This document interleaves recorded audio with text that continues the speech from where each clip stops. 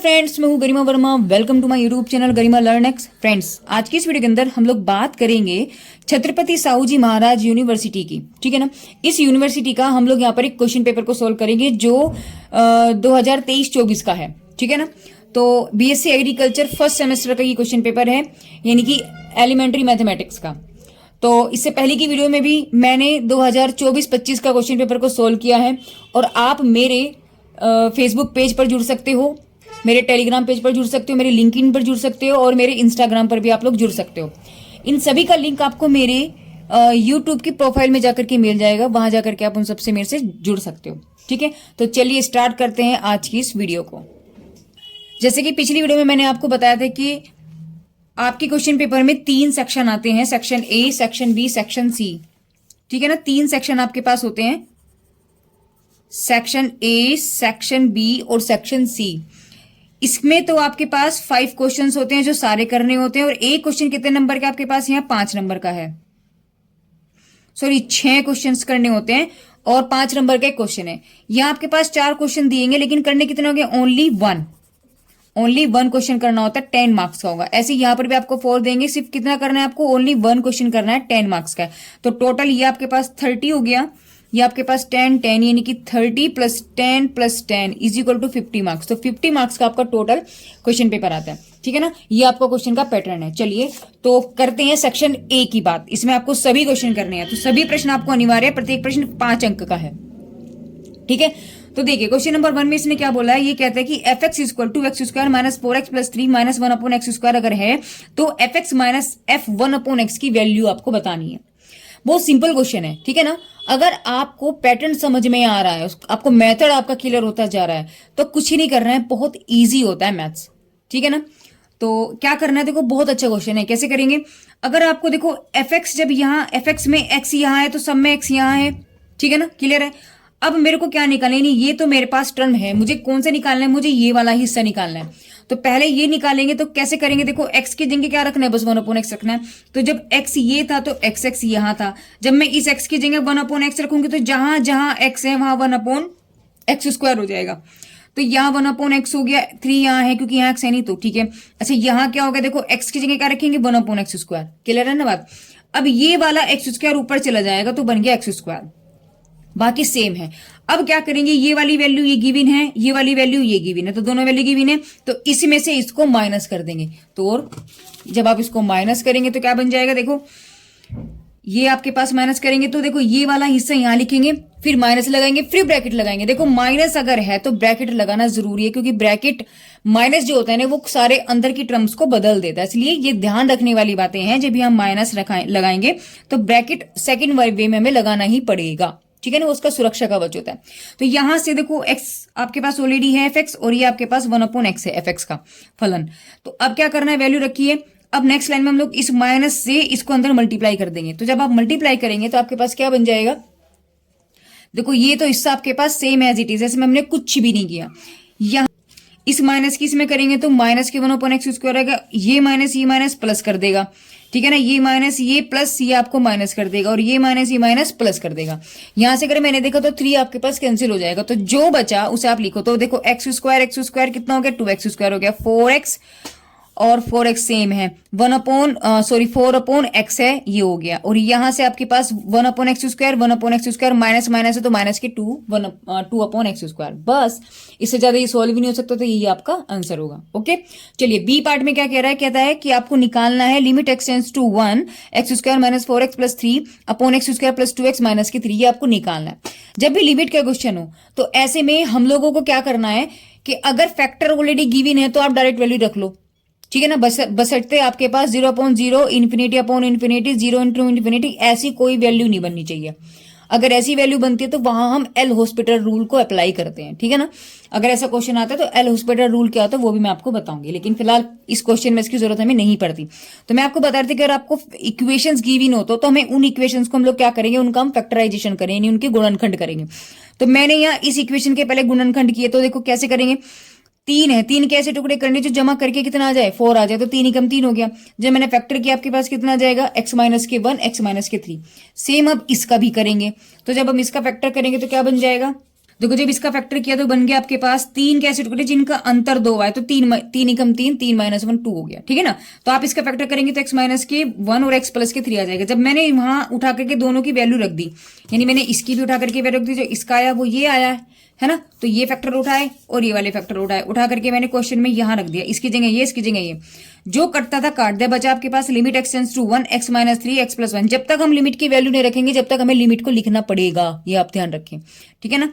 तो हमने रख दिया, अब क्या करना है, इसमें x की वैल्यू रख दो, तो 1 हो गया, तो यहाँ 1 माइनस 3 1 प्लस 3 क्या हो गया, माइनस के 2/4। इसका मतलब क्या हो गया आपके पास, माइनस के 1/2। बस यही इसका फाइनल आंसर है, ये क्या है आपके पास, इसका आंसर हो गया। चलिए अब इसके चलते हैं सी पार्ट की तरफ। सी में आपसे क्या कह रहा है, देखो डिफरेंशिएशन का क्वेश्चन है, x बराबर साइन थीटा दे दिया, y बराबर x बराबर साइन थीटा है और y बराबर भी y बराबर कोस थीटा है। तो आपसे कह रहा है dy बाई dx। देखो x बराबर अलग है, ये थीटा है, y भी थीटा में x भी थीटा में है, लेकिन पूछ क्या रहा है dy बाई dx। तो देखो बहुत सिंपल क्वेश्चन होता है। सबसे पहले हम लोग क्या करेंगे, इनका अलग अलग डिफरेंशिएशन करते हैं, अलग अलग।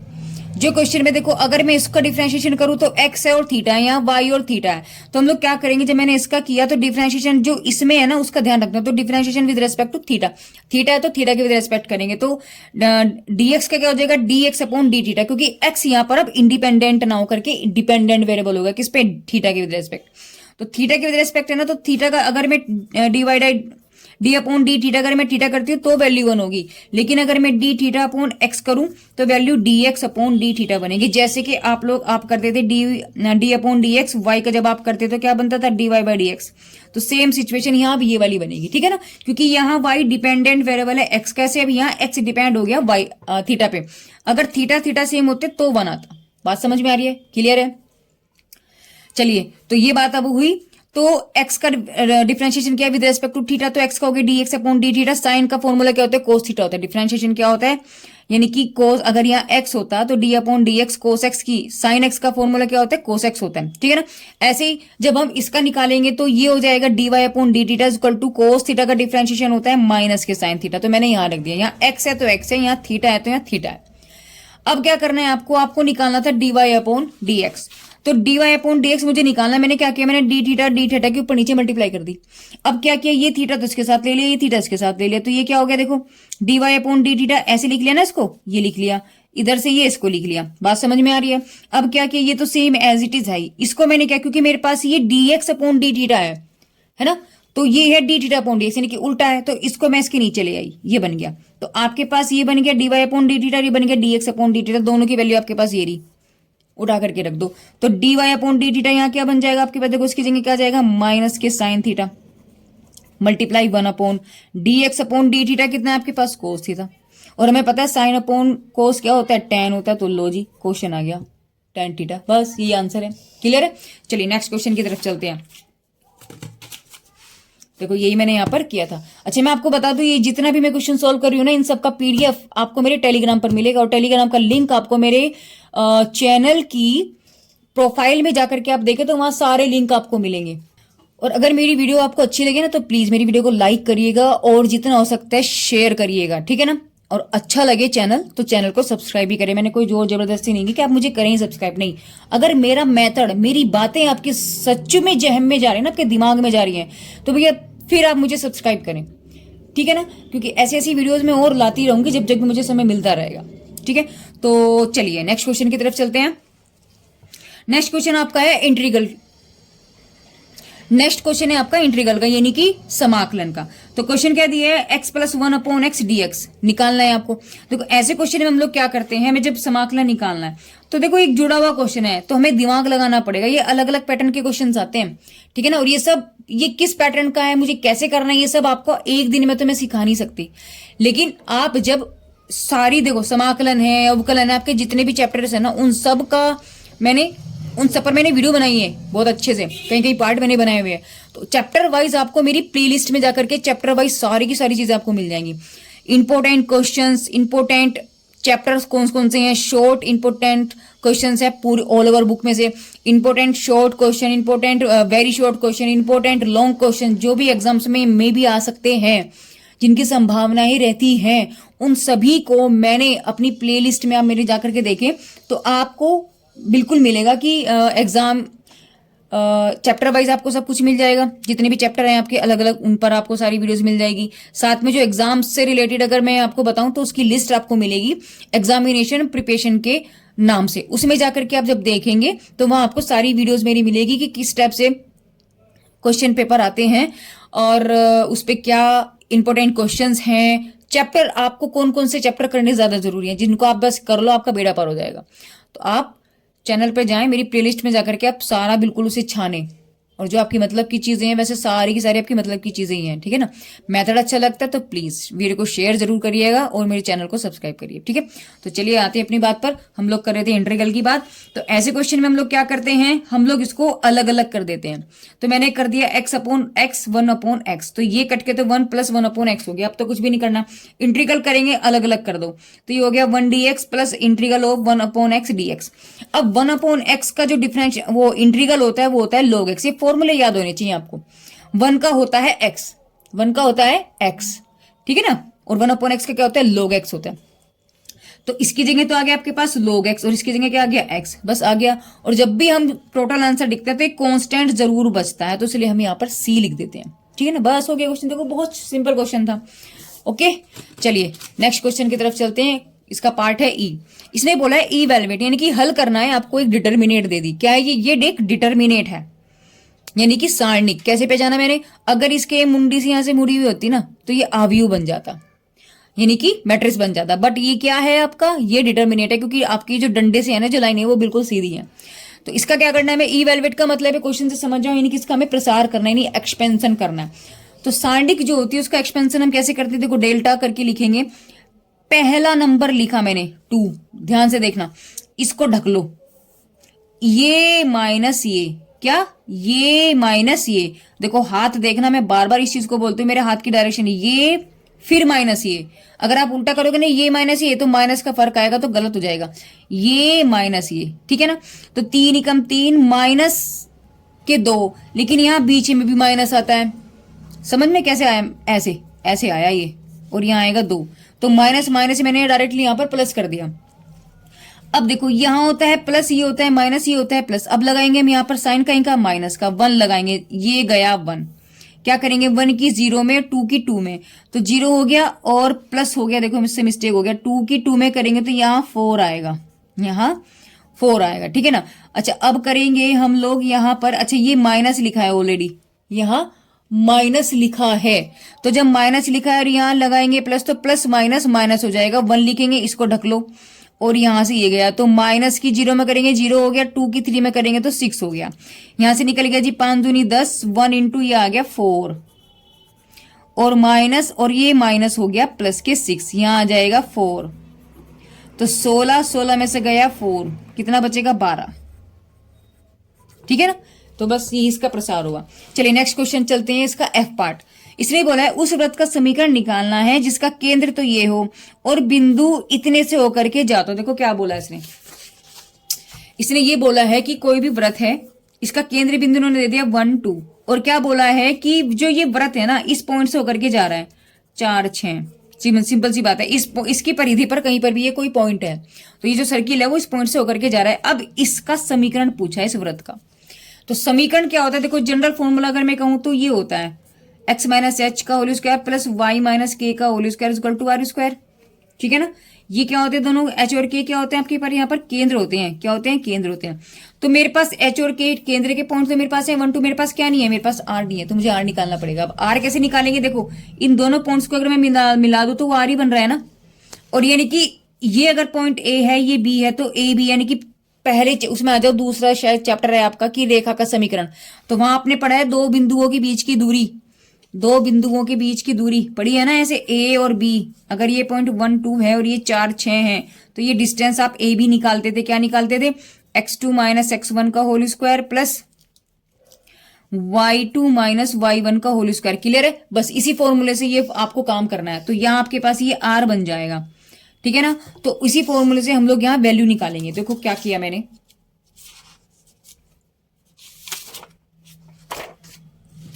यही चीज मैंने की है जो मैंने आपको बताई है क्या किया कि सबसे पहले मुझे त्रिज्या ज्ञात करनी है।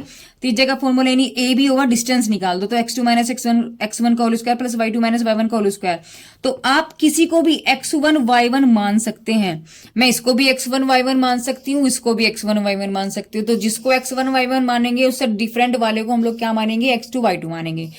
उससे कोई फर्क नहीं पड़ता, ठीक है ना, क्योंकि स्क्वायर हो जाता है तो स्क्वायर माइनस का भी फर्क आएगा तो वो प्लस बन जाता है। तो इसलिए ये चीज तो मैटर करती नहीं है। आपको करना क्या है, बस किसी भी, अगर मैंने इसको माना तो इसमें से ही माइनस करना। तो मैंने क्या माना, मैंने इसको 2 माना था, तो x2 माइनस x1 है, तो x2 यानी कि 4 माइनस 1 हो गया और 6 माइनस के 2 हो गया। तो आंसर आ गया 3 स्क्वायर प्लस के 4 स्क्वायर यानी कि 25, यानी आर की वैल्यू आ गया आपके पास 5। ठीक है, अब समीकरण तो यही था, अभी जनरल फॉर्मूला तो क्या था, ये था ना, x माइनस एच का whole square plus y minus K का whole square equal to R.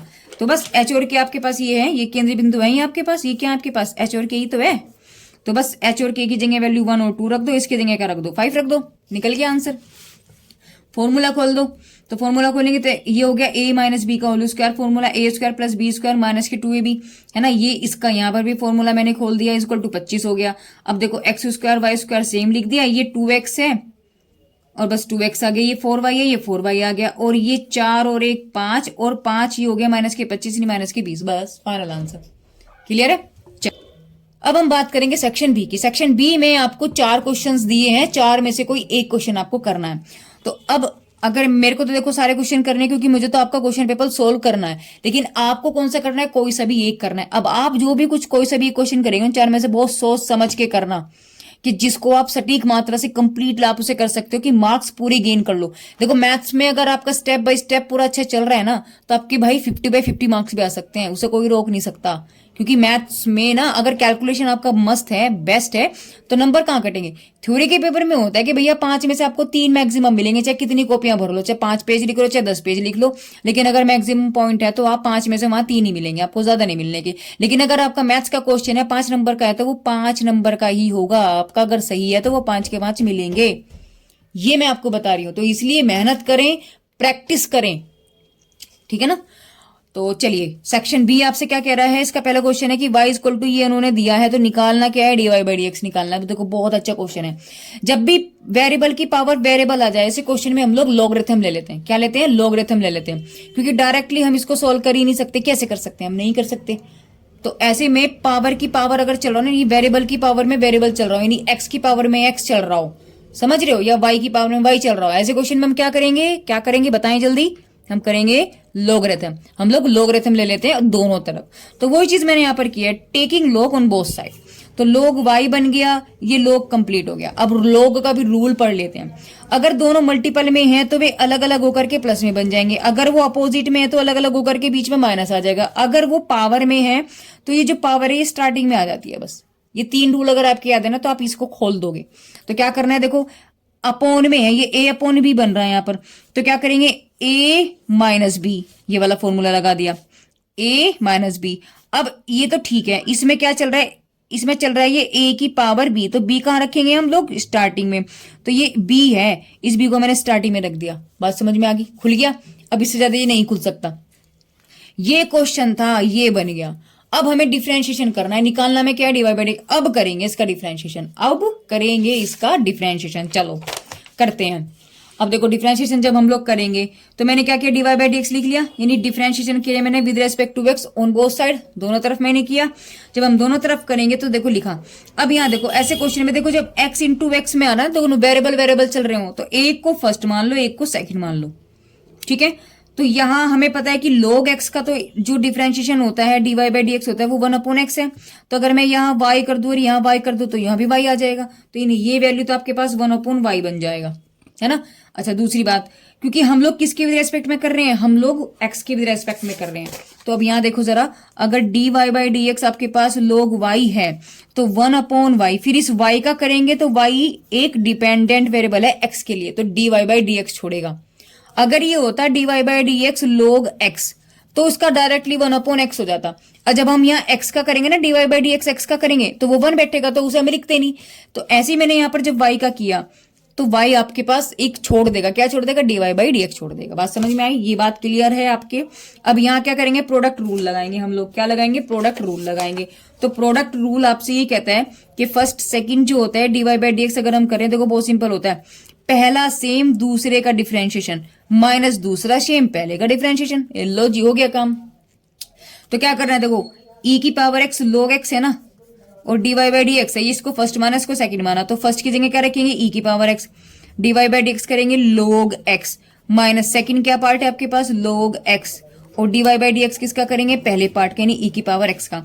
तो जी e की पावर x हो गया, log x का डिफरेंशिएशन अभी हम लोग पढ़ चुके हैं 1/x होता है, माइनस log x सेम है, e की पावर x का जो डिफरेंशिएशन होता है वो ऑलरेडी e की पावर x ही होता है। तो बस इससे ज्यादा ये सॉल्व नहीं होने का। ठीक है, बात समझ में आई। तो मैंने वही चीज किया, देखो पहला सेम दूसरे का डिफरेंशिएशन, पहला सेम दूसरे का डिफरेंशिएशन, दूसरा क्या है, log x है, log x का डिफरेंशिएशन हो गया 1/x माइनस, अब दूसरा सेम पहले का डिफरेंशिएशन, e की पावर x का, e की पावर x ही होता है डिफरेंशिएशन। बात समझ में आई, क्लियर है। देखो 1/dx ही होता है, और अगर मैं dy/dx करूं, अगर मैं dy/dx करूं e की पावर x का, तो वो e की पावर x ही रहता है, वो चेंज कभी नहीं होता। तो यहां से क्या होगा जी आपके पास 1/x और e की पावर x। अच्छा यहाँ पे क्या होगा, ये log x है, जब ये log x है तो ये 1 में आ गया है ना, क्योंकि log x की क्या होता है, 1/x होता है, तो 1/x आ गया, तो x की जगह क्या, x+1 है, हो गया, क्लियर है। अब देखो दोनों में से e की पावर x को माना नहीं, मैंने e की पावर x को बाहर ले लिया, कोई दिक्कत नहीं है जी, बिल्कुल भी कोई दिक्कत नहीं है। ये वाली वैल्यू जो थी वो 1/y dy/dx के इक्वल चल रही थी। अब मैंने क्या किया, नेक्स्ट लाइन में इस y को उठा के, क्योंकि मुझे क्या चाहिए, मुझे तो dy/dx चाहिए ना, तो बाकी इसके साथ जितनी भी लगी हुई वैल्यू हो सब उधर भेज दो। तो यहाँ y मुझे खटक रहा था, क्योंकि मुझे ये अकेला चाहिए था, मैंने उठाया उसको उधर मल्टीप्लाई में लिख दिया, तो ये मल्टीप्लाई में लिख दिया, बाकी सेम सारा का सारा देखो जुका तुका जुको, तो मैंने कुछ नहीं किया। फिर क्या करना है, फिर क्या करना है, y की वैल्यू रख दो, y की वैल्यू क्या है, क्वेश्चन में गिवन थी ना ऑलरेडी, जो आपको क्वेश्चन में गिवन था ये y तो है, यही वाली वैल्यू उठा करके मैंने यहां रख दी y में, इस y की जगह मैंने ये वैल्यू रख दी। अब जब मैंने इसको रखा, अब आप इसकी मल्टीप्लाई करेंगे, देखो इस पूरे की मल्टीप्लाई करेंगे इसमें ही, और इस पूरे की मल्टीप्लाई करेंगे इसमें, ठीक है ना। तो जब आप इसमें मल्टीप्लाई करेंगे देखो क्या बनेगा,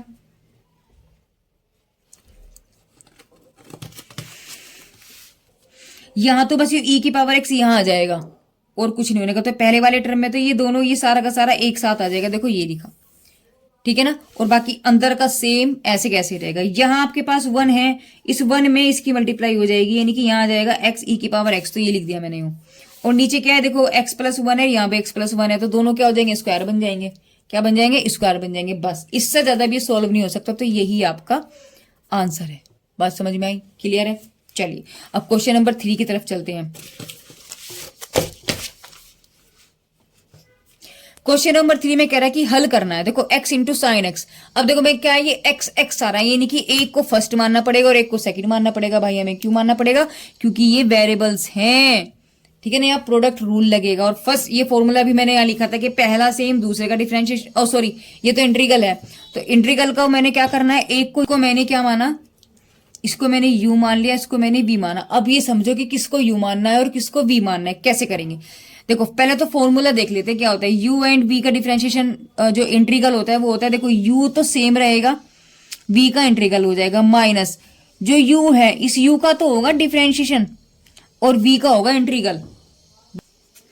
देखो अगर आपके पास u और v दो हैं और मैं जिसका इंटीग्रल करना है, u को तो बाहर रखो, v का डिफरेंशिएशन कर दो, ठीक है ना, फिर माइनस इंटीग्रल लिखो, इस पहले वाले का तो कर दो डिफरेंशिएशन, ये कर दिया जी मैंने, और दूसरे वाले का कर दो इंटीग्रल v dv, जो भी कुछ आंसर आए उस पूरे का फिर से यहां इंटीग्रल कर दो, ये होता है, ठीक बात। तो क्या करना है हमें, अब मैंने अगर इसको u, अब किसको u मानना है किसको v मानना है वो चीज मैं बताती हूं। देखो क्या करना है आपको क्या करना है, देखो डिफरेंशिएशन किस पार्ट का हो रहा है, u का होता है, u का होता है डिफरेंशिएशन, है ना, u का डिफरेंशिएशन हो रहा है, v का तो हमेशा यहां भी इंटीग्रल हो रहा है, यहां भी इंटीग्रल हो रहा है।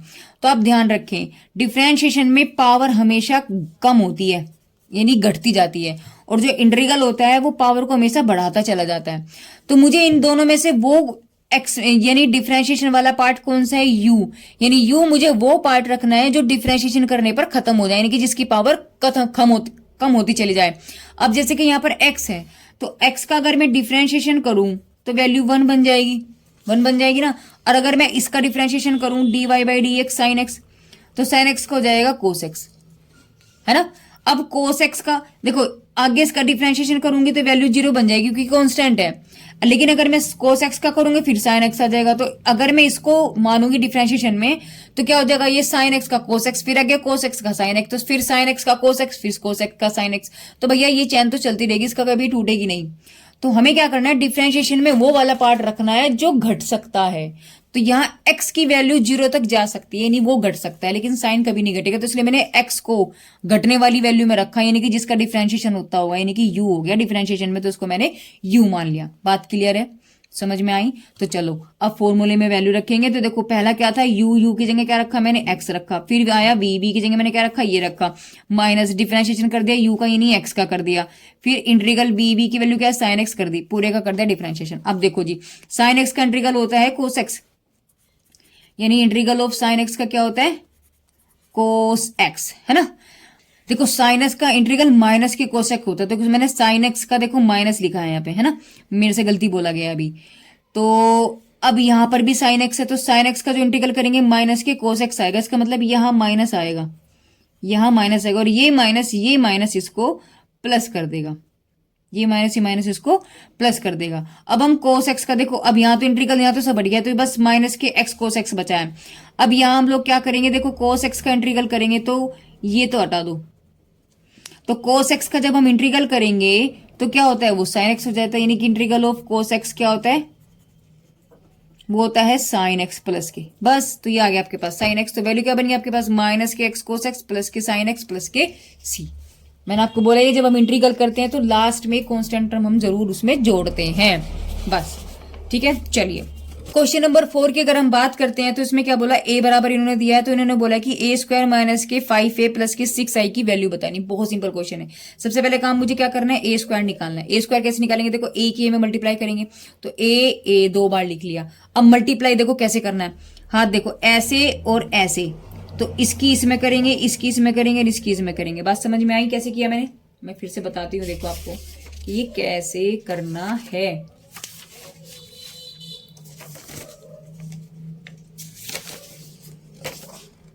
देखो मल्टीप्लाई हम लोग कैसे करेंगे, 2 0 1 2 1 3 1 माइनस 1 0, इसी को सेम लिख लेंगे 2 2 1 0 1 माइनस 1 1 3 0। देखो कैसे मल्टीप्लाई करते हैं, ध्यान देना। अगर मुझे ए स्क्वायर निकालना है तो ए स्क्वायर कैसे बनेगा आपके पास,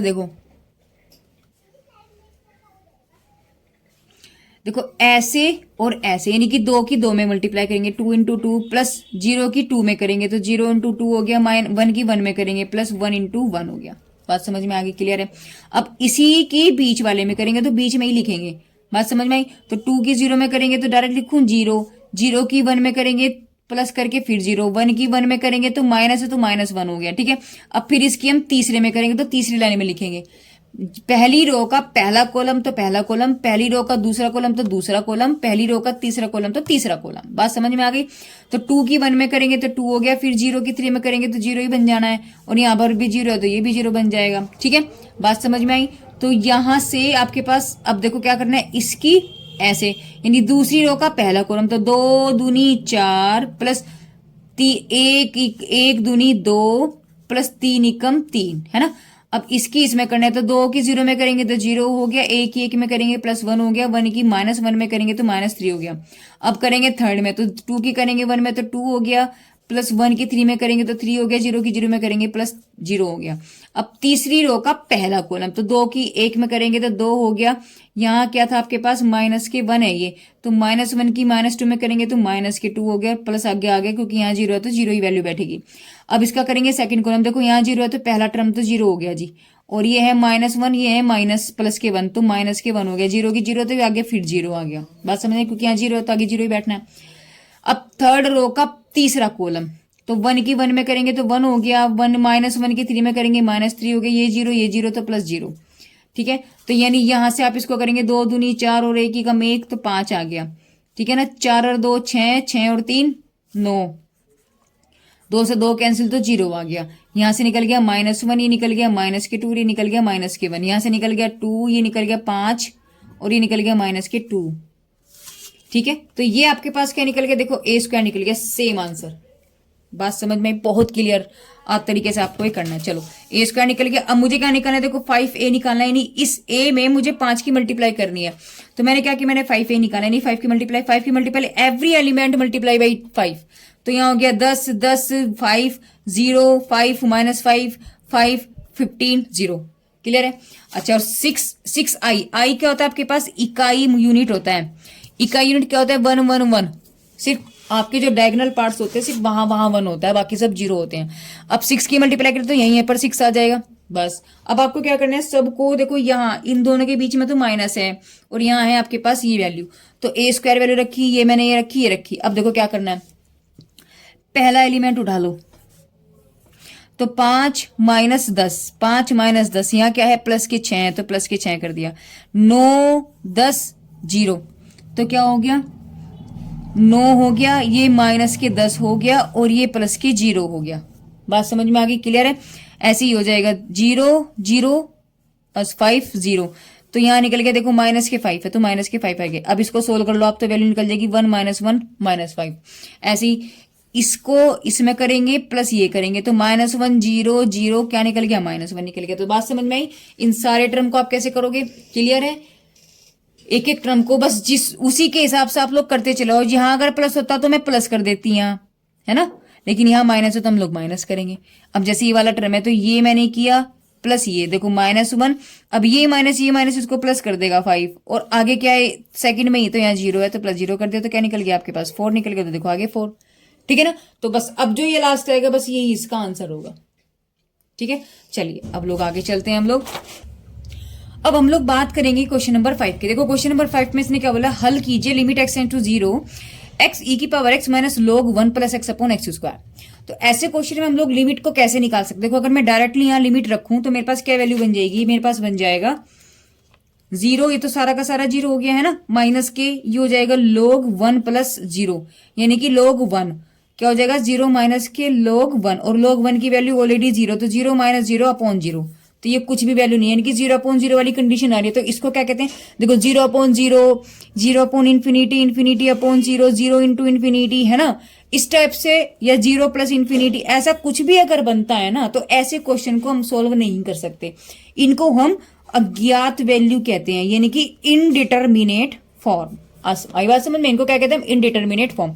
तो ऐसे क्वेश्चन को सोल्व करने के लिए हम लोग क्या करेंगे, पहले तो हम कई सारे तरीके ढूंढते हैं। जैसे या तो इक्वेशन होती तो मैं उसको फैक्टराइज करके यानी कि उसके गुणनखंड निकाल करके मैं जितना सोल्व हो सकता था काट पीट के वैल्यू रख के उसमें वैल्यू रखती। अगर वो तब भी नहीं होता फिर हम क्या करते, एल हॉस्पिटल रूल लगा, जैसे मैंने पिछले क्वेश्चन में भी आपको बताया था। तो ऐसे में हम लोग क्या करेंगे, जैसे यहाँ पर है तो मुझे ऐसा लगता है कि क्योंकि मेरी तो शायद प्रैक्टिस है इसलिए मैं आपको देख करके एकदम से बता सकती हूँ, आपको भी प्रैक्टिस हो जाएगी जब आप प्रैक्टिस करेंगे, है ना। तो मेरे को ये चीज समझ में आई है कि भैया मैं इसको देख करके मेरे को आया कि मैं क्यों ना इनका एक्सपेंशन कर दूं, e की पावर x और log 1 प्लस x, इनका आप एक्सपेंशन कर दो, यानी कि आपको सीरीज याद होनी चाहिए। तो e की पावर x की जो सीरीज होती है वो होती है 1 plus x square by 2 plus x cube by 6। बात समझ में आ गई। प्लस सोन, एक दो टर्म लिखो, फालतू कुछ याद करने की जरूरत नहीं है। और 1 प्लस log x की भी निकाल लो। वैसे डायरेक्टली भी मैं देखो e की पावर x है, इसमें e की पावर x निकाल दी, e की पावर x में किसकी मल्टीप्लाई हो रही, x की हो रही ना, तो आप डायरेक्टली यहाँ x की मल्टीप्लाई कर दो। तो मैंने डायरेक्टली किया हुआ है, देखो ये रहा, तो मैंने इसी में x की मल्टीप्लाई कर दी। तो यहाँ जब x की माप इसी में मल्टीप्लाई करोगे तो ये x हो गई, x स्क्वायर हो गई, x क्यूब हो गई, x 4 हो गया, तो मैंने क्यूब तक लिखा। बात समझ में आ गई, क्लियर है। तो ये तो मेरा निकल गया। अब निकालना है 1 प्लस x log x, वो sorry 1 plus log x, sorry log 1 plus x, है ना, log 1 प्लस x। तो log 1 प्लस x की सीरीज जो होती है वो होती है x minus x square upon 2 plus x cube upon 3। e की पावर x में सारे सारे के सारे प्लस होते हैं, लेकिन जो 1 प्लस x की जो log की सीरीज होती है, log की जितनी भी सीरीज होंगी ना उसमें सारे अल्टरनेटिव यानी plus minus plus minus plus minus ऐसे चलेगा। और जो e के पावर होता है उसमें आपको सारे टर्म में प्लस प्लस मिलेगा, ये आप ध्यान रखिएगा, है ना। तो और यहां पर जो होता है ना e की पावर x में फैक्टोरियल होता है, यानी कि अगर मैं इसको लिखूं ना तो ये 3 फैक्टोरियल है, लेकिन log में आपके पास फैक्टोरियल नहीं होता। ठीक है ना। ये सब चीजें आपको करते करते याद होती हैं, करते करते चीजें समझ में आती है। जब समझ में आती है ना तो वो लर्न हो जाता है, एकदम दिमाग से चिपक जाता है, याद हो जाता है। तो वही बात है, आपको प्रैक्टिस की सबसे ज्यादा जरूरत है। ठीक है ना। मैथ्स एक ऐसा सब्जेक्ट है जितनी प्रैक्टिस करोगे उतना इजी होता चला जाता है। जैसे मक्खन को हम फेंटते जाते हैं तब जाके घी निकलता है, तो ऐसी ही तरीके से अगर आप मैथ्स को जितना आप क्वेश्चंस को निकालोगे, फेंटते जाओगे, क्वेश्चंस को फेंटते जाओगे, तो आपका घी बनना शुरू हो जाएगा। इसका मतलब क्वेश्चन देखते ही आपको समझ में आ जाएगा, अच्छा इसमें ये करना है और इसमें ये करना है, इसमें ये होना है। ठीक है, बात समझ में आई। चलिए तो आते हैं अपने पॉइंट पर। यहां तक बात समझ में आ गई। दोनों की एक्सपेंशन खोल दी। क्या करना है, इस वे से ये माइनस करना है, नहीं इस वाली में से ये माइनस करना है। तो मैंने कर दिया भैया, ये माइनस ये कर दिया।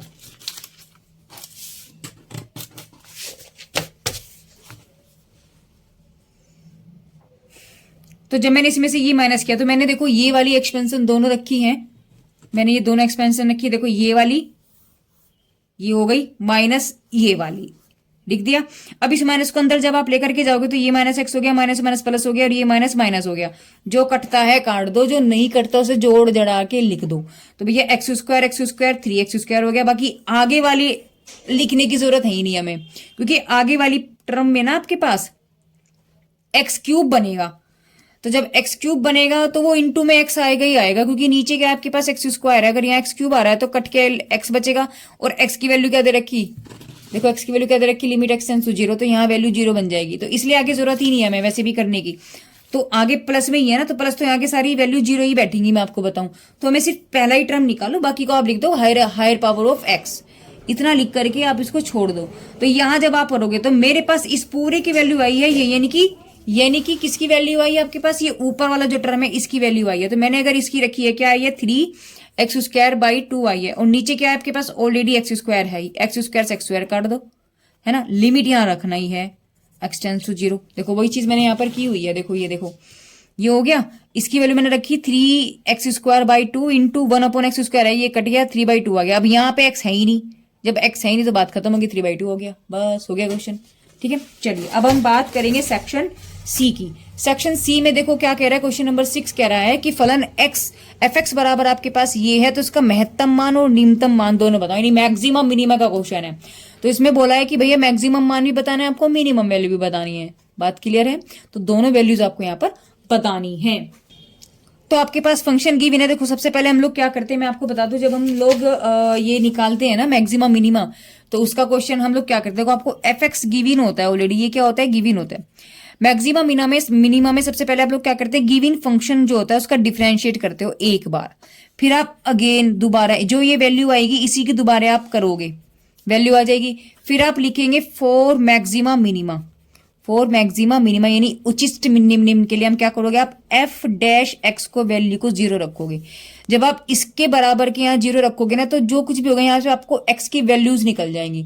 अगर यहाँ आपके पास द्विघात समीकरण है तो x की 2 वैल्यू बन जाएंगी, है ना। और अगर ये 3 घात की है यानी कि क्यूबिक है तो 3, यानी कि जितने घात की होगी, जितने पावर की होगी, जितनी डिग्री की होगी, उतनी ही आपके पास x की वैल्यू आपको यहाँ पर मिलेगी। बात समझ में आ रही है। उसके बाद आपको क्या करना है, अब x बराबर सपोज करो आपके पास a b c 3 मान आ गए, मैंने माना a और b आ गए, तो फिर आप x बराबर a को उठा करके कहां रखोगे, f" में रखोगे। तो जब आप डबल डैश x में यहां वैल्यू रखोगे, वो या तो 0 से छोटी आएगी, है ना, या 0 से बड़ी आएगी, या इक्वल टू 0 आएगी। अगर 0 से छोटी है नेगेटिव है, अगर 0 से बड़ी है तो पॉजिटिव है ना। अगर नेगेटिव है तो x बराबर a पर फंक्शन क्या कहलाया जाएगा, यानी कि जो फलन है, फलन क्या कहलाया जाएगा, वो कहलाएगा, अगर ये नेगेटिव है तो होगा उचिष्ट, क्या होगा, उचिष्ट यानी कि मैक्सिमम। और अगर वो प्लस है, तो वो क्या होगा, मिनिमम यानी कि निम्निष्ठ होगा। क्या होगा, निम्निष्ठ होगा। और अगर इक्वल टू 0 आ जाता तो हम कहेंगे डाउटफुल है भाई, यानी कि ना तो मैक्सिमम है ना मिनिमम है। तो ये तीनों कंडीशंस होते हैं। तो आपको सबसे पहले इसके लिए मैंने समझाया क्या करना है, पहले एक बार डिफरेंशिएट करना पड़ेगा। तो मैंने वही चीज की है, देखो f(x) बराबर हो गया, हमें ऑलरेडी गिवन है, इसका मैंने डिफरेंशिएशन कर दिया विद रेस्पेक्ट टू x। तो जब आप डिफरेंशिएट करेंगे, देखो आपको पता होना चाहिए x की पावर n का dy/dx क्या होता है, n x की पावर n-1, और n की वैल्यू अगर मैं यहाँ देखूँ तो 3 है, तो रखो यहाँ वैल्यू 3x 3-1 यानी कि 3x² हो गया। तो बस वही चीज यहाँ पर है। ऐसे 6, इसका हो जाएगा 2x, तो 6 दूनी 12, क्योंकि इसका क्या हो जाएगा 2x, तो 6 की 2 में कर दी 12x हो गया। ये हो गया x का हो गया 1 तो 9, और ये हो गया कांस्टेंट तो 0 हो गया। अब एक बार तो निकल गया, अभी एक बार और निकालना है, यानी डबल डैश निकालना है, तो एक बार और इसको डिफ्रेंशिएट हम लोग यहाँ पर करने वाले हैं। तो इसी को फिर से मैंने डिफ्रेंशिएट किया, तो जो ये वाली वैल्यू थी ये देखो आ गई ना। इसको जब हम करेंगे देखो एक्स स्क्वायर का करेंगे तो 2x आ गया, तो 3 की 2 में करोगे कितना आ जाएगा, 6x आ जाएगा। फिर 12 x की वैल्यू होगी 1, 9 हो गया 0, तो क्या निकल गया 6x माइनस के 12 हो गया। ठीक है, तो दोनों निकल गए। फिर उसके बाद मैंने आपको क्या बताया था कि भैया फॉर मैक्सिमम मिनिमम के लिए आपको क्या करना है, आपको f सिंगल x जो होता है उसको वैल्यू को आपको 0 रखना है। तो मैंने वही वैल्यू की, मैंने इसको 0 रख दिया, यानी कि इसकी वैल्यू को, ये वाली वैल्यू जो पहले निकाली थी उसको मैंने बराबर 0 रखा। 0 रखा तो वहां से मैंने उसको फैक्टर निकाले। देखो मैंने इसको पहले 3 से डिवाइड कर दिया, तो आपके पास इक्वेशन छोटा हो गया। क्या हो गया, छोटा हो गया। तो ये वैल्यू निकल गई। अब 3 कैसे फैक्टर जिसका प्लस करके 4 आए, तो क्या आएगा, 3 कब 3 है, तो निकाला मैंने। x को अंदर ले गए, -3x माइनस एक्स समथिंग, इसमें से x को माना गया, इसमें से -1 को माना गया, तो x -1 x -3 यानी कि x की वैल्यू x बराबर 1 x बराबर 3 आ गया। अब x बराबर 1 पर चेक करेंगे कि भैया जो फंक्शन है वो मैक्सिमम है या मिनिमम है। तो मैंने चेक करने के लिए डबल डैश में वैल्यू रखेंगे। डबल डैश की वैल्यू क्या थी, ये रही 6x माइनस के 12, तो मैंने यहाँ वैल्यू रखी, तो क्या आ गया, ये तो 0 से कम आ गया, यानी नेगेटिव आ गया। जब नेगेटिव है तो मैंने अभी आपको क्या बताया था, नेगेटिव है तो मैक्सिमम होता है, नेगेटिव अगर है तो वो उचिष्ट होता है ना।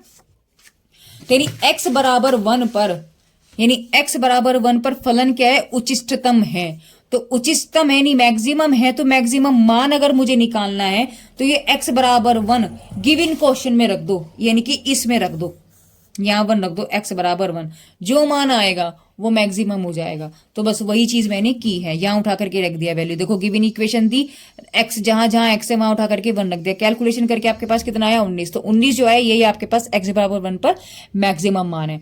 अब बात पूछी थी इसने मिनिमम की भी, तो मिनिमम को छोड़ो अभी, हमें तो क्योंकि दोनों पॉइंट्स ही चेक करने थे, तो इस पर तो मेरे पास मैक्सिमम आ गया भाई। अब इस पर चेक करते हैं। जब मैंने इस पर चेक किया तो f डबल डैश x में रखेंगे, वैल्यू आपके पास क्या आ गई भैया, पॉजिटिव आ गई। जब पॉजिटिव होती है तो मैंने आपको भी क्या बताया था, पॉजिटिव अगर होती है तो वो मिनिमम होती है, यानी कि निम्निष्ट होती है। निम्निष्ट होती है तो फलन x बराबर 3 पर जो है वो निम्नतम है, यानी कि निम्निष्ट है। तो ये बात, यानी x बराबर 3 पर वो निम्नतम है। जब वो निम्नतम है तो मुझे निम्नतम मान निकालने के लिए मैं x बराबर 3 को कहाँ रखूंगी, इसी वाले फंक्शन में रखेंगे x बराबर 3। तो क्योंकि x बराबर 1 पर तो मैक्सिमम था तो मैंने 1 रख के मैक्सिमम मान निकाल लिया। x बराबर 3 पर मिनिमम है, निम्निष्ट है, तो मैंने निम्निष्ट मान निकालने के लिए x बराबर 3 गिवन फंक्शन में उठा करके रख दिया। तो बस वही चीज मैंने यहां पर की भी है। तो देखो क्या किया मैंने, x बराबर 3 पर क्या है, फलन में मैंने रख दिया, तो मैंने इसमें वैल्यू रखी, तो देखो 3 की पावर 3 27 हो गया, यहाँ हो गया 9, ये हो गया। जब आप इसको सोल्व करेंगे वैल्यू आ गई 15। हो सकता है कई बार, देखो मेरे से ऐसा भी हो सकता है कि मैं करते करते कई बार कैलकुलेशन भी मिस्टेक हो जाता है। जैसे कि सपोज करो यहाँ 8 आपके पास घटा के 14 आना होगा, लेकिन मैंने लिख दिया 15। तो आप मेरी ये गलती को ना पकड़े, क्योंकि कई बार हम लोगों से भी कैलकुलेशन तो मिस्टेक हो सकता है कई बार, क्योंकि मैं लाइव वीडियो जो है रिकॉर्ड करती हूँ, है ना। मैं कोई उसमें ऐसा कुछ नहीं है कि मैं चेंज करती हूँ, ऐसा नहीं है, ठीक है ना। तो क्या है कि आप मेरे मेथड को सबसे ज्यादा आप ध्यान दें, है ना। तो कैलकुलेशन वैसे गलत होना नहीं चाहिए, लेकिन कई बार पहले की वीडियोस में मेरे से ऐसा हुआ है कि हाँ कई बार, क्योंकि मैं वहां क्या करती थी, मैं क्वेश्चन ना डायरेक्टली सोल्व वहीं पर ही करती थी। अब तो मैंने सोल्व करके रखा हुआ है और मैं सिर्फ आपको ओरली समझा रही हूँ। लेकिन पहले की वीडियोज में मैंने क्या किया था, मैंने क्वेश्चन सोल्व नहीं किए थे, सोल्व में वीडियो बनाते टाइम ही करती थी, डायरेक्ट करती थी। तो इसलिए वो कैलकुलेशन में कई बार मुझसे मिस्टेक भी होता था। तो क्या होता था, बच्चे कई बार मुझे बहुत कमेंट भी करते थे, मैम आपको पढ़ाना नहीं आता तो भैया मत पढ़ाओ। भाई कोई ये भी तो समझो, तुम मैथड समझ लो ना, तो मेथड समझो कि भाई मेथड आपका समझ में आ रहा है, कैलकुलेशन आप खुद कर लो, प्लस माइनस। देखो मैं आपको ये चीज तो कहती हूँ कि भैया आप भी इसका ध्यान दें, मेरे से भी जब गलती हो सकती है तो भैया आपसे भी हो सकती है। अब आप तो एग्जाम में बैठोगे, मैं तो एग्जाम में नहीं बैठने वाली, मेरे तो हो गया एग्जाम, बीत गई मेरी तो जिंदगी, लेकिन आपकी तो नहीं है ना, आपकी तो शुरुआत भी नहीं है अभी। तो आपको वो ज्यादा कैलकुलेशन करना है, ठीक है ना। करना मुझे भी है, मेरी भी मिस्टेक है, मैं मानती हूँ, लेकिन उसका मतलब ये नहीं होता कि भैया मैंने गलत पढ़ाया। मैंने पढ़ाया गलत नहीं है, मेरी कैलकुलेशन में प्लस माइनस कई बार हो जाता है। अब शायद मेरी कोई मिस्टेक ऐसी नहीं निकलने वाली, ठीक है। चलिए खैर, ये भी मुझे बताना जरूरी था। अब हम लोग बात करेंगे नेक्स्ट क्वेश्चन की, वीडियो नहीं तो ज्यादा लंबा हो जाएगा। चलिए क्वेश्चन नंबर 7 आपसे कह रहा है कि y = mx + c एक सीधी रेखा का समीकरण एक स्पर्श रेखा है आपको क्या दिखाना है कि y बराबर mx प्लस सी जो है एक सीधी रेखा का समीकरण है और वो एक स्पर्श रेखा है। ये एक सीधी रेखा है, यानी कि एक रेखा का समीकरण है और वो ये रेखा स्पर्श रेखा है, वो ये बता रहा है। और किस पर स्पर्श है? वृत्त को स्पर्श कर रही है इस बिंदु पर, यानी कि ये वृत्त है, इसका ये पॉइंट है ये वाले -a² m अपॉन सी a² अपॉन सी। इस बिंदु पर एक रेखा जा रही है, वो जो रेखा है वो mx प्लस के c है, इसको टच करती हुई जा रही है। तो इसने क्या कहा है कि स्पर्श रेखा है, जबकि ये उसकी शर्त है, नहीं c² की वैल्यू a² 1 प्लस m² है, ये वो कह रहा है। देखो क्या करेंगे, सबसे पहले हमें क्या करना है। और रेखा का समीकरण मुझे ऑलरेडी गिवन है, y = mx प्लस सी। वृत्त का समीकरण हमें ये ऑलरेडी गिवन है, गिवन नहीं है, हाँ गिवन है, क्वेश्चन में गिवन तो है। देखो ये x² प्लस y² = a²। वैसे नहीं भी होता तो हमें पता होता है कि सर्किल का जो समीकरण होता है जनरली वो क्या होता है, जो सेंटर से होकर के जाता है, 0 0 अगर सेंटर है तो क्या होता है, x² प्लस y² = a² होता है। अब पहला पॉइंट मुझे क्या है, चेक करना है कि स्पर्श बिंदु ये है।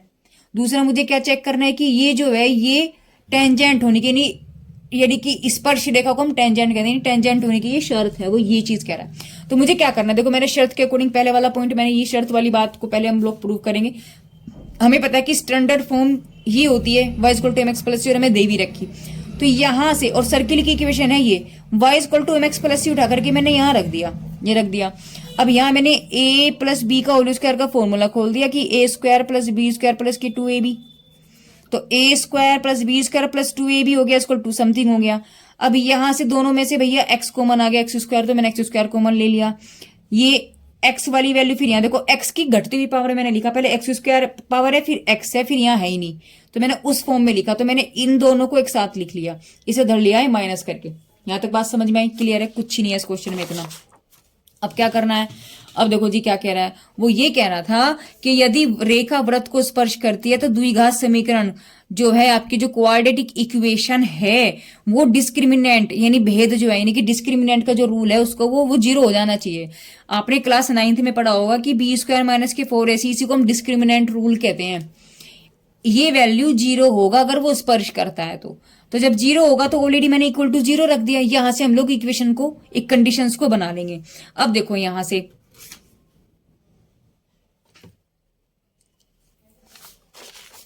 जो आपके पास जनरल इक्वेशन होती है वो होती है ax² plus bx plus c = 0। ये आपके पास जनरल इक्वेशन होती है क्वाड्रेटिक इक्वेशन की। तो अगर मैं कंपेयरिंग करूं तो ये तो आपके पास a बन गया, और ये आपके पास b बन गया, और ये पूरा का पूरा आपके पास c बन गया।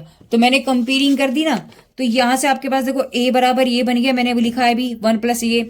x का कोफिशिएंट क्या है आपके पास, 2mc है, तो ये b बन गया, है ना।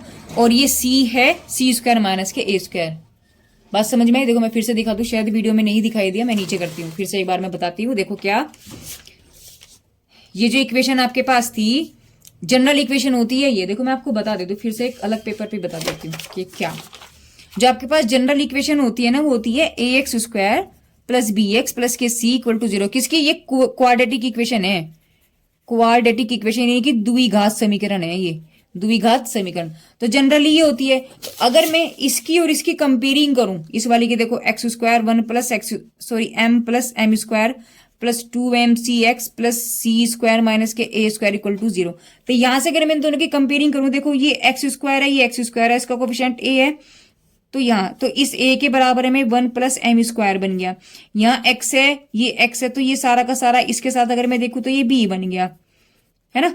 और यहाँ पर ये c है, यहाँ पर भी ये जो बचा, यानी कोई x तो है ही नहीं, तो ये c बन गया, c² माइनस के a²। अब डिस्क्रिमिनेंट रूल, जो डिस्क्रिमिनेंट रूल है वो क्या है, b² माइनस के 4ac है, = 0। तो b की वैल्यू उठा करके रखो जी, यहाँ 2mc का होल स्क्वायर हो गया, -4 इंटू a की वैल्यू क्या है आपके पास 1 प्लस m² है ना। c की वैल्यू क्या है आपके पास c² माइनस के a² है, = में आपके पास 0 चल रहा है, = में आपके पास क्या चल रहा है, 0 चल रहा है। तो यहां से देखो 2 का स्क्वायर हो गया 4 m² c² माइनस के 4 1 प्लस m² c² माइनस के a² = 0, ये चल रहा है। देखो ये भी 4 है, ये भी 4 है, मैं सारे 4 को डिवाइड कर दूं तो आपके पास बचेगा m² c² माइनस के 1 प्लस m² c² माइनस के a² = 0। क्लियर है बात? देखो यहां तक हमने यही चीजें की है, मैं इसमें भी आपको दिखाती हूँ कि मैंने क्या किया, यही चीजें मैंने की हैं। देखो ये चीज आ गई 4 से भाग करने पर M square C square 1 plus ए, ये देखो सेम वैल्यू आ गई ना, मैंने समझाया आपको भी। M square C square minus 1 plus M square हो गया और C square minus K square equal to 0 हो गया। अब देखो आगे क्या करना है, इस पूरे की सी स्क्वायर में मल्टीप्लाई करो, इस पूरे की ए स्क्वायर में मल्टीप्लाई कर दो।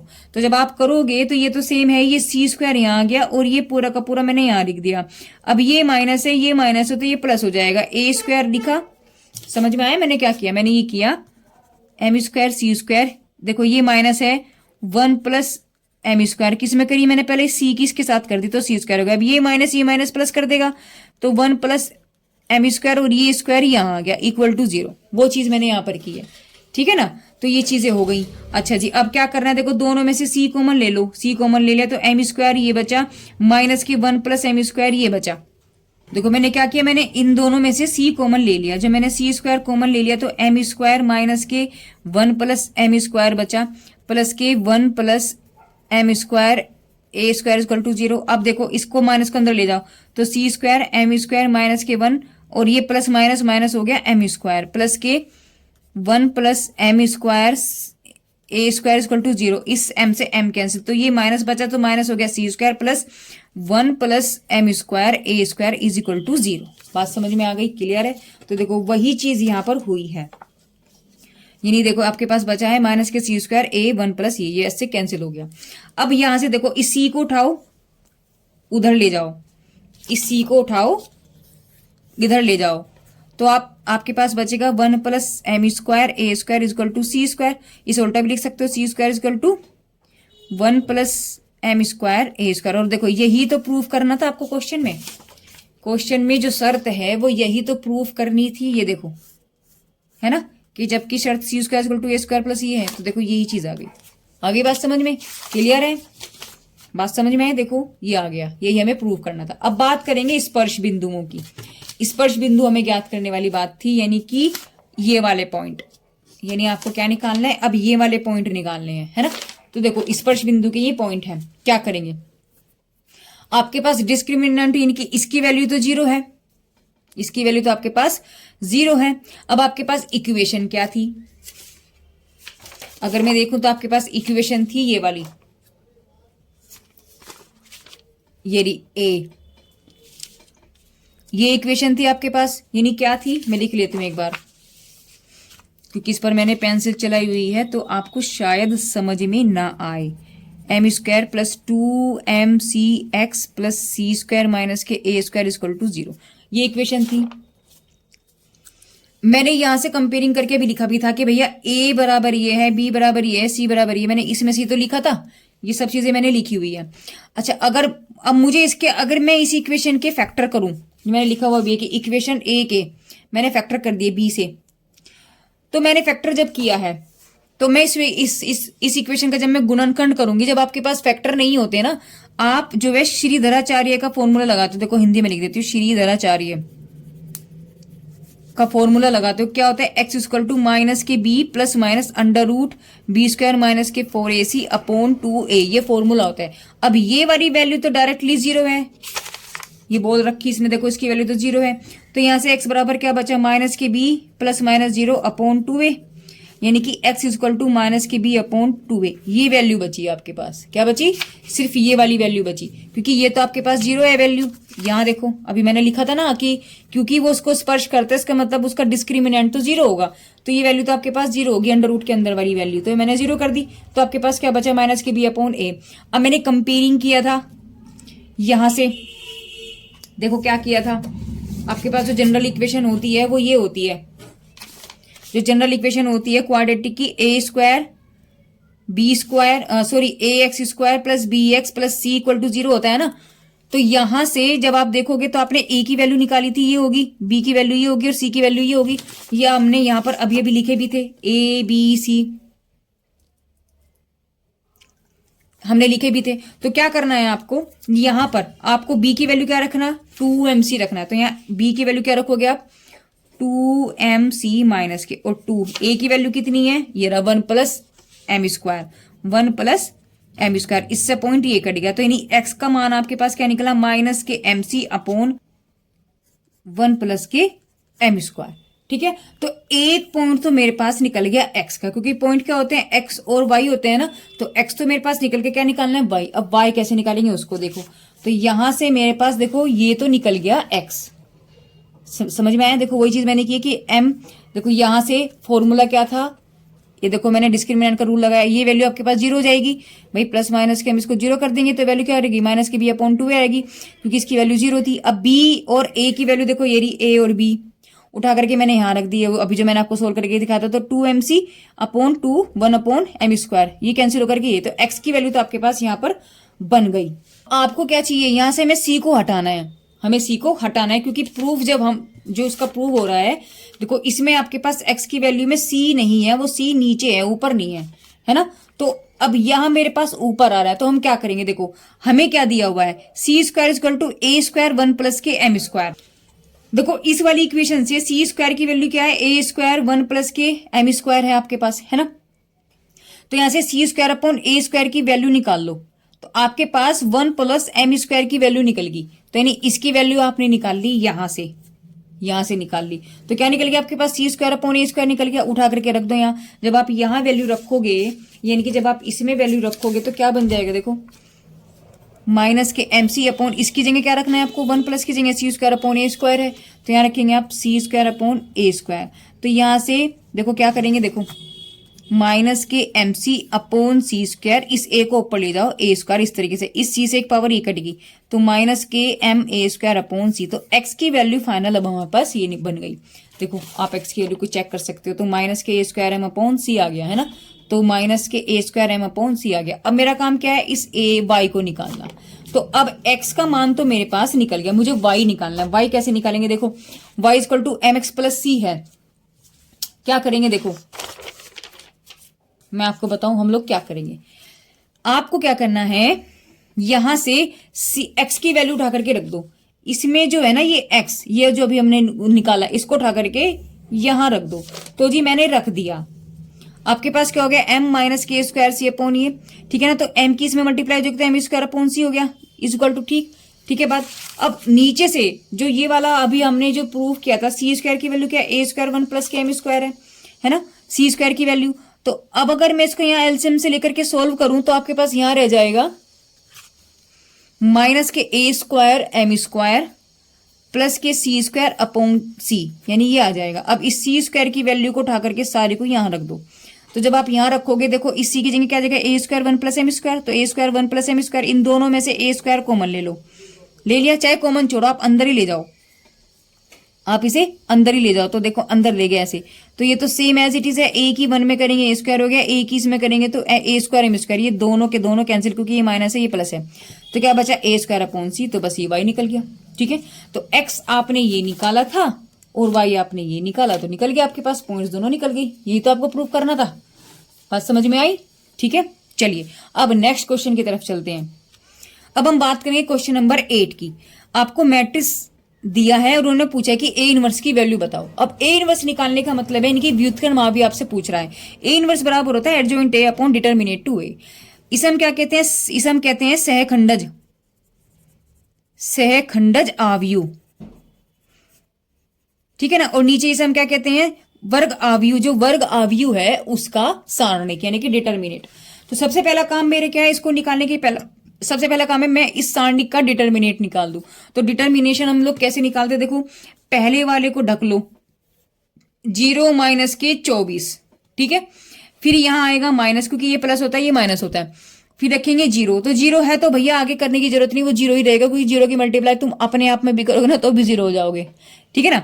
चलिए तो मजाक थी, अब आगे देखो तो 0 हो गया। अब 5 लेकर के चलेंगे प्लस, तो 5 को ढक लो, तो 4 दूनी 8 माइनस के 3, तो यानी कि 24, और ये हो गया प्लस के 5 इंटू 5 यानी 25, यानी वैल्यू आ गया आपके पास 1, यानी not equal to 0। Not equal to 0 का मतलब कि आपके पास इसकी वैल्यू, अगर डिटरमिनेट ए की वैल्यू आपके पास 0 आ गई ना, तो आप ये नहीं निकाल सकते, क्योंकि यहां रखो वैल्यू तो आपके पास 1 अपॉन में 0 यानी कि इन्फिनिटी बना देगा। तो इसलिए हम ये कंडीशन पैदा होने नहीं देते। अगर ये आ जाता तो हम इसे आगे सोल्व नहीं करते। आई बात समझ में। तो ये 0 नहीं बना, ये नॉन 0 आ गया, 1 वैल्यू आ गई। अब हमारा काम है एडजॉइंट ए निकालना, यानी कि इसके छोटे छोटे सहखंडज हम लोग निकालेंगे, कोफैक्टर। तो कोफैक्टर निकालने के लिए सबसे तरीका क्या होता है, हम लोग A11, A12, A13 निकालेंगे। कैसे निकालेंगे, देखो मैं इसको भी समझाती हूँ। आपके पास सारणिक है 1 2 3 0 1 4 5 6 0। आपको निकालना है A11। A11 पहली रो का पहला कॉलम, पहली रो का पहला कॉलम, तो क्या बचा 1 4 6 0। बात समझ में आई? मैं निकाल रही हूँ A12 पहली रो का दूसरा कॉलम, पहली रो का दूसरा कॉलम, तो क्या बचेगा 2 3 6 0। और मैं निकाल रही हूँ A13 पहली रो का तीसरा कॉलम, तो ये 4 बचे 2 3 1 4। बात समझ में आई? तो यही चीज मैंने इन तीनों को किया है। अब अगर अगले 3 की मैं बात करती हूं, अच्छा इसको ये भी आगे भी सोल्व कर लेते हैं। ये माइनस ये 6 चौक 24 आ गया, तो माइनस के 24 आ गया क्या? देखो जी 0 माइनस 24 यानी कि माइनस के 24, 0 माइनस 3 6 18 यानी माइनस के 18, 8 माइनस के 3 यानी कि 5 आ गया। अब देखो हमें यहां पर साइन को भी चेक करना है। साइन कैसे चेक करेंगे ये देखो आप। सबसे पहले हम लोग साइन चेक करने के लिए सबसे पहले हम लोग क्या करेंगे, देखो हमारे पास होता है कि i प्लस जे, है ना, यानी ये जो है आपके पास, यानी कि हम लोग ऐसे कर सकते हैं -1 की पावर ये चेक कर लो, -1 की power i plus J check कर लो। तो आपको क्या करना है, इंटू ए आई जे करना है। इसमें आई जे का मतलब क्या है कि ये रो है ये कॉलम है।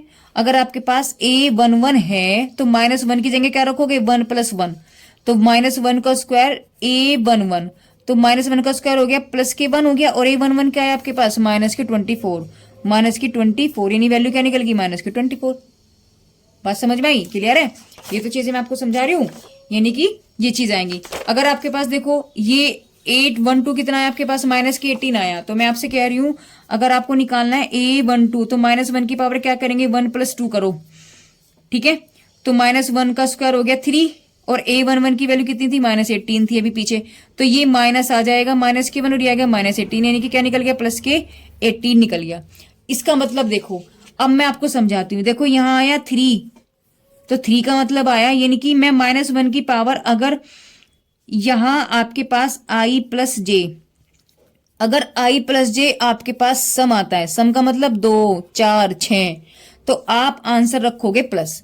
अगर आपके पास i प्लस जे सम करके आता है विषम, यानी कि 3 1 5 ये, तो वहां वैल्यू रखोगे माइनस। तो जैसे अब डायरेक्टली मैं आपको बता दूं, देखो 1 और 1 हो गए 2, कितने हो गए 2, 2 क्या आपके पास सम संख्या है, तो सम संख्या है तो यहां लगाओगे प्लस, क्लियर सी बात है ना। 1 और 3 कितने हो गए, 1 और 2 हो गए 3, 3 का मतलब देखो -1 की पावर 1 + 2 हो गया, -1 की पावर होगी 3 यानी कि -1, तो माइनस आ जाएगा ना, वही बात मैं आपसे कह रही थी। तो ये आ जाएगा यहाँ माइनस, तो वैल्यू आपके पास दे रहा था -18, यहाँ वैल्यू थी, मैं आपको सोल्व करके दिखाती हूँ 0 -18, ये क्या थी 0 -18, यानी आंसर देखो तो -18 था। और ये वाला माइनस, यानी इससे पहले मैं आपको दिखा दूं ये वैल्यू 1 + 2, -1 की पावर 1 + 1, ये करते चले जाओ आप साथ साथ, तो -1 की पावर 1 + 3, तो ये क्या बच गया आपके पास माइनस हो गया, तो ये माइनस इसको प्लस कर देगा, तो प्लस के 18, ये ऐसे आया था, ठीक है। अच्छा यहाँ देखो ये हो गया 6 माइनस के 3, सॉरी 4 दूनी 8, 8 माइनस के 3 5 हो गया, तो -1 की पावर कितना हो गया 4 हो गया, 4 हो गया तो ऑलरेडी प्लस आ गया, है ना। ऐसे ही अब यहां समझो जरा 2 1 दूसरी रो का पहला कॉलम, तो 0 5 4 0, 0 5 4 0, 2 2 का मतलब है प्लस बना दो, 0 ये वाला आएगा, कोने कोने आ गए। 2 3 का मतलब है दूसरी का तीसरा कॉलम, तो 1 2 3 4, 1 0 3 4, है ना। ये बात समझ में आई? यहां भी लगा दू -1 की पावर 2 + 1, -1 की पावर 2 + 2, -1 की पावर 2 + 3, तो देखो ये वैल्यू कितनी आई थी 0 -20, तो ये आ गई आपके पास 0 -20, यानी कि आ गई वैल्यू -20। लेकिन ये 2 और 1 होता है 3, 3 का मतलब है -1, तो ये माइनस इसको प्लस कर देगा, तो देखो प्लस आ गया। बात समझ में आई? 0 माइनस के 3 पंजे 15, माइनस के 15, लेकिन 2 और 2 कितने हो गए, 2 और 2 कितने हो गए 4, 4 का मतलब है प्लस आ जाएगा, इसका मतलब ये ऑलरेडी सही है, ऑलरेडी माइनस का माइनस ही रहेगा, क्योंकि इसमें मुझे यहाँ प्लस की मल्टीप्लाई करनी, तो प्लस ही रह जाएगा। 4 - 0, ये देखो 4 - 0 यानी कि 4 आंसर आ गया, लेकिन 2 और 3 कितने होते हैं 5, तो -1 की पावर अगर मैं 5 करूं तो -1 देगा, तो ये माइनस आ गया। आगे बात समझ में। ऐसे ही आप 3 1 निकालोगे, 3 2 निकालोगे, 3 3। तो 3 1 का मतलब क्या है, 3 1 का मतलब क्या हुआ, 3 1 का मतलब आपके पास क्या हुआ, अगर मैट्रिक्स आपके पास ये है 1 2 3 0 1 4 5 6 0 और मुझे निकालना है A31, तो तीसरी रो का पहला कॉलम, तीसरी रो का पहला कॉलम 1 0 5 6। देखो 0 1 5 6 है ना। अब इसकी मल्टीप्लाई 0, तो 0 माइनस के 5 हो गया, लेकिन -1 की पावर कितनी है, -3 + 4 यानी कि कितना आ जाएगा, प्लस आ जाएगा, है ना, प्लस आ जाएगा। तो यहाँ आ जाएगा इसकी पावर यानी कि 4, 4 का मतलब हो गया प्लस, तो इसका मतलब -5 आ गया आंसर। आगे बात समझ में क्लियर है। तो ऐसे हम क्या करेंगे, देखो 3 2 का मतलब है तीसरी रो का दूसरा कॉलम, तीसरी रो का दूसरा कॉलम, दूसरा कॉलम, तो 1 2 5 6 1 1 2 5 6। अब 6 माइनस के 10, 6 माइनस के 10 और बाहर क्या चलेगा, -1 की पावर 3 + 2 यानी -1 की पावर कितनी हो जाएगी, 5 हो जाएगी। और -1 की पावर 5 का मतलब है -1, तो माइनस आ गया, ये हो गया -4 यानी कि आ गया +4।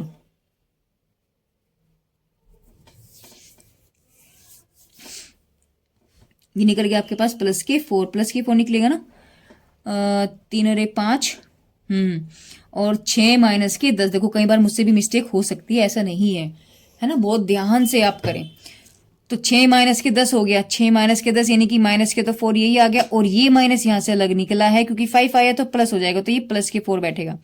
अब यहाँ देखो जी 1 माइनस के 0, देखो यानी कि तीसरी रो का तीसरा कॉलम, तीसरी रो का तीसरा कॉलम 1 2 0 1 1 2 0 1, तो 1 ही हो गया, ये तो ऑलरेडी क्या हो गया 1 1 -0 हो गया, लेकिन -1 की पावर कितनी है आपके पास, ये है 3 + 3 यानी कि 6, तो 6 का मतलब हुआ आपके पास -1 की पावर 6 और -1 यानी तो पॉजिटिव हो गया, तो वैल्यू क्या बच गई बस आपके पास, सॉरी +1, तो ये +1 आएगा। आई बात समझ में। अब यानी कि ये जो आपके पास A11 A12 समथिंग निकले हैं, इनसे बन करके एक नई मैट्रिक्स बनी है क्या, बी, जिसका मैंने नाम रखा बी। तो बी बराबर होता है A11 A12 A13 A21 A22 A23 A31 A32 A33। लेकिन अब इसका हम क्या करेंगे, इसका हम करेंगे ट्रांसपोज। ट्रांसपोज का मतलब जो रो है वो कॉलम हो जाएगी, जो कॉलम है वो रो हो जाएगी। तो पहले तो मैंने भैया इसका ने मैंने सारी वैल्यू रखी हुई है। देखो A11 की वैल्यू कितनी है, -24, तो ये रखा देखो -24, -24। फिर है A12 कितना है आपके पास, +18, तो +18 हो गया। A13 कितना है आपके पास, +5, तो देखो ये +5 हो गया। अब यहाँ है देखो A21 कितना है, +20, A22 कितना है, -15, तो +20 -15, ठीक है ना। और A23 कितना है, 23 है, -4, तो यहाँ कितना आ जाएगा, -4। हाँ ये भी तो हमने चेंज किया ना, ये -4 आ जाएगा, ठीक है ना। चलें अब देखो क्या करना है, A31 कितना है, A31 है आपके पास ये -5, तो यहाँ रखेंगे क्या, -5। A32 कितना है आपके पास, +4, तो देखो ये +4 ही लिखा हुआ है मैंने ऑलरेडी। अच्छा चलो ये यहाँ मिस्टेक लिखा होगा। अब 33 की वैल्यू कितनी है आपके पास, +1 है, तो ये हो गया आपके पास +1 यानी कि A33 की वैल्यू कितनी है, +1 हो गई। ठीक है, आई बात समझ में। अब हमें निकालना है ट्रांसपोज, यानी कि जो रो है उसे कॉलम बना दो, जो रो है उसे कॉलम बना दो, जो रो है उसे कॉलम बना दो, ट्रांसपोज हो गया। अब जो ये ट्रांसपोज होकर के आता है, यानी कि एडजॉइंट ये होता है और इसकी वैल्यू ये है, तो इसकी वैल्यू डायरेक्टली ये बन गई। बात समझ में आ गई, बस निकल गया आपका ट्रांसपोज। अब निकालना था इनवर्स। इनवर्स क्या हो जाएगा आपके पास, इनवर्स क्या है, इनवर्स होता है adjoint A upon determinant to A, determinant कितना है 1, तो ये तो 1 ही है और ये वैल्यू सारी ये है, तो बस यही आंसर आ जाएगा आपके पास। यहाँ माइनस आ जाएगा, ये मेरे पास से थोड़ा सा मिस्टेक हुआ था, है ना फ्रेंड्स, एक मिस्टेक हुआ था। देखें आप, यहाँ -4 है, ये +4 है ना। तो जब इस रो को हम कॉलम बनाएंगे आ जाएगा, इस रो को जब कॉलम बनाएंगे तो यहाँ -4 आ जाएगा, इस रो को हम कॉलम बनाएंगे तो ये +4 यहाँ आएगा, है ना। ये आप एक बार ठीक कर लेना अपने में, ठीक है। चलिए अब हम लोग बात करेंगे क्वेश्चन नंबर लास्ट है, ये क्वेश्चन नंबर 9 क्या कह रहा है कि उस सीधी रेखा का समीकरण आपको ज्ञात करना है जो x/a + y/b = 1 है, इसके समांतर यानी इस लाइन के पैरेलल है। सपोज करो ये लाइन है ऐसी के पैरेलल है, तो ये तो मुझे गिवन है ऑलरेडी। इसकी क्या इक्वेशन है, x/a y upon B equal to 1, ये मुझे निकालनी है। और बिंदु क्या है, ए बी से होकर के गुजरता है, यानी इस पर बिंदु है ए बी, इस लाइन से वो होकर के जा रही है। तो मुझे इस लाइन का इक्वेशन वो पूछ रहा है, तो क्या करेंगे, देखो ये ऑलरेडी मुझे गिवन है, इसको मैंने चेंज कर लिया, बदल लिया। मैंने क्या किया, ऐसे ऐसे मल्टीप्लाई करी और इसको उधर ले गई, यानी एलसीएम ले लिया ए बी, तो ए एक्स हो गया प्लस बी वाई हो गया इज इक्वल टू 1, इसे उधर ले गया तो ये आ गया वैल्यू। ठीक है ना। अब समांतर का रूप जो होता है वो ये हो गया आपके पास। जो समांतर रेखा होती है उसको जो सामान्य रूप होता है वो होता है B X plus A Y is equal to C. अब जरा यहां देखें, तो यहां से सी, अब मेरे पास क्या, देखो सामान्य रूप ही होता है, लेकिन इसने क्या बोला कि जो वो समांतर रेखा है, ये जो समांतर रेखा है वो किस बिंदु से होकर के जा रही है, वो ए बी से होकर के जा रही है। इसका मतलब एक्स और वाई ये क्या है, यानी कि ये ए है और ये बी है, क्योंकि ये जो रेखा है इससे होकर के जा रही है। देखो वही चीज मैंने लिखी भी है कि बिंदु ए बी जो है समीकरण सी में उठा करके रख दो, यानी कि इस वाली समीकरण में ये पॉइंट रख दो, यानी कि यहां पर पॉइंट, ये मतलब समझो आप कि एक लाइन है जिसकी इक्वेशन दी है ये y upon B equal to 1, इसी के समांतर रेखा है ये, इस पर पॉइंट है ए बी और इसकी वो इक्वेशन पूछ रहा है, इस वाली लाइन की वो इक्वेशन आपसे पूछ रहा है। तो हमने क्या किया, पहले तो इसको सोल्व कर लिया, इसको सोल्व करके मेरे पास इक्वेशन आ गया, देखो उसको मैंने सोल्व किया तो ये इक्वेशन मैंने अभी आपको बताया है। अब जो समांतर रेखा होता है, जो ये रेखा है ना, उसी के सेम कंडीशन ये वाली बैठेगी, सिर्फ लास्ट का कांस्टेंट टर्म चेंज होता है, ये वाला चेंज होता है जो सामान्य रूप होता है ना। समांतर रेखा का पैरेलल जो रेखा होती हैं, जब दो लाइनें एक दूसरे के समांतर होती हैं, तो अगर एक लाइन मेरे पास A X plus B Y equal to C है ना, तो दूसरी A X plus B Y equal to D हो जाएगी। मतलब अगर मेरे पास X square plus 4x is equal to 2 है ना, तो दूसरी भी 4x इज इक्वल टू, लेकिन 2 की जगह क्या हो जाएगी, बस कुछ भी नंबर मान लो, यानी कि 1 2 समथिंग कुछ भी, लेकिन ये हिस्सा सारा सेम रहता है, बस कांस्टेंट चेंज होता है, क्योंकि पैरेलल तो इसके ये तो एक्स वाई पॉइंट तो वो ही रहेंगे, सिर्फ दूरी बढ़ेगी बीच की, जो वो दूरी बढ़ेगी बस वो वाला डिस्टेंस आता है, ये सी होता है डिस्टेंस, तो ये पॉइंट होता है। अब ये वाली जो रेखा है वो इस पॉइंट से होकर के जा रही है, तो इस रेखा का समीकरण तो यही हो गया, इस रेखा का समीकरण ये हो गया, और ये रेखा इस पॉइंट से होकर के जा रही है, इसका मतलब ये पॉइंट इसको संतुष्ट करेंगे। तो ये पॉइंट उठाओ, इसमें रख दो, इसी में रख दो, तो ये पॉइंट है एक्स और ये है वाई, तो जहां एक्स है ए रख दिया, बी है जहां वाई है वहां बी उठा करके रख दिया मैंने, तो मैंने रखा ए और ये बी, तो ये भी बन गया ए बी बन गया ए बी, तो सी की वैल्यू निकल गई 2ab। ठीक है, जब सी की वैल्यू निकल गई तो वैल्यू क्या निकल गया आपके पास यहां, तो सामान्य रेखा तो यही थी ना, जनरल फॉर्मूला तो यही था सामान्य रेखा का, समांतर रेखा का, तो बस सी की वैल्यू मेरे पास निकल गई, सी की वैल्यू इसी में उठा करके रख दो, B X plus A Y is equal to 2b, क्योंकि सी चाहिए था। आपको समझ में आई, जैसे अभी हम लोग पढ़ते कि इस वृत्त का जो जनरल फॉर्मूला होता है क्या होता है, ये होता है ना plus Y minus K square is equal to R square, तो मुझे एच के भी पता है लेकिन मुझे आर नहीं पता, तो हमने आर निकाली, आर निकाल के मैंने यहाँ रख दी। तो ऐसे ही मेरे पास ये ऑलरेडी इक्वेशन होती है, इज इक्वल टू सी है, सी मुझे नहीं पता, सी मैंने निकाल दिया, मैंने कैसे निकाला सी, कि ये वाली लाइन इसी के ऑलरेडी समांतर है, तो ये वाली रेखा का समीकरण, यानी कि इसका मतलब क्या होगा कि इस रेखा का समीकरण भी तो यही होगा ना भाई। इसको सोल्व करके जो ये लाइन आपके पास आई है, ये लाइन आपके पास है x plus A Y upon B equal to 1, जब मैंने इसको सोल्व किया आपके पास आ गई B X plus A Y equal to 1 is equal to A B, और इसी के समांतर रेखा है या इस पर पॉइंट है ए बी, इसी की तो इक्वेशन पूछ रहा है वो आपसे, तो यानी कि ये हिस्सा तो आपके पास सेम रहेगा, ए वाई इज इक्वल टू, अब ए बी के जगह क्या होगा वो मुझे नहीं पता, उसे निकालने के लिए मैंने क्या किया, ये वाले पॉइंट उठा करके इसी में रख दिए, ये वाले पॉइंट उठा करके इसी में रख दिए। और अगर मैं देखूं तो सामान्य रूप तो ये था सी का, तो सी मुझे निकालना पड़ेगा कि पता नहीं भैया ये कितनी दूरी पर है, ये मुझे नहीं पता, यही सी होता है, यही सी होता है, तो ये मुझे नहीं पता क्या है। तो मैंने को क्या किया, मैंने यहाँ पर x की जगह a रख दिया, तो b a हो गया, a y की जगह b रख दिया इज इक्वल टू सी, तो 2ab आ गया c की वैल्यू, और इसी को उठा करके मैंने इस c की वैल्यू को उठा करके यहाँ रख दिया, जैसे यहाँ हम लोग r की वैल्यू उठा करके रखते थे, ऐसे मैंने यहाँ c की वैल्यू उठा यहाँ रख दी, तो मेरे पास इक्वेशन बन गई ये वाली, बस इतना सा काम था।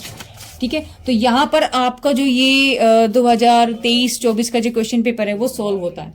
ठीक है, तो thank you for watching my videos.